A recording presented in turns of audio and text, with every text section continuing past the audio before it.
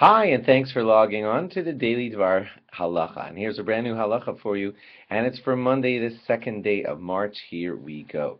You know, of course, how seriously we take davening. Davening is our chance to speak directly with Hashem, and the reason I'm saying that is because we have to think about that when it comes to Purim.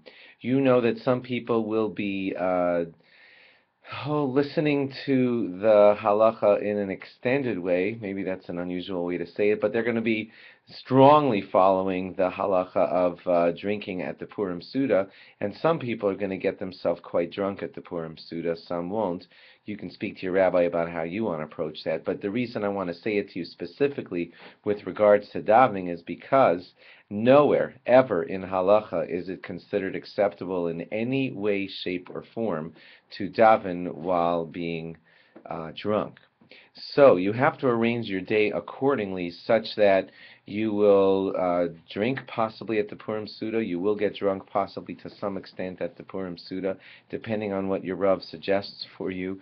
But remember to plan your mincha and your marav accordingly such that you can daven appropriately to Hashem, because never, ever is it considered acceptable to daven to Hashem while drunk. Therefore, you must arrange, of course, to daven mincha before having your Purim Suda. If your Suda will start, let's say, at a normal time of 4:30 or 5 o'clock in the afternoon or something like that, then make certain to go to a mincha before your Purim Suda begins, and then your mincha is, of course, appropriately davened. And then please consider that you must daven marav appropriately also on the night after the Purim Suda.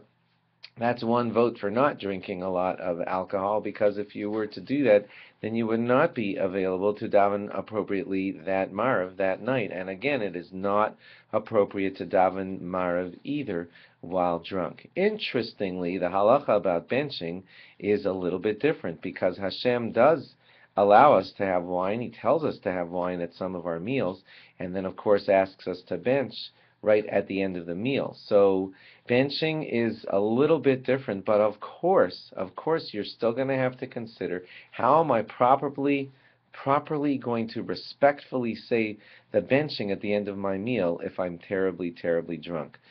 So that's something to consider too before getting terribly intoxicated, and please discuss that with your rabbi also, because although we are allowed to bench with a little bit of wine in us, it certainly seems inappropriate to be saying benching blessings to Hashem, the creator of the universe, while you're in a wild state of mind. So please think that out also before making your plans, because you want that benching at the end of the meal to also be an appropriate prayer to Hashem.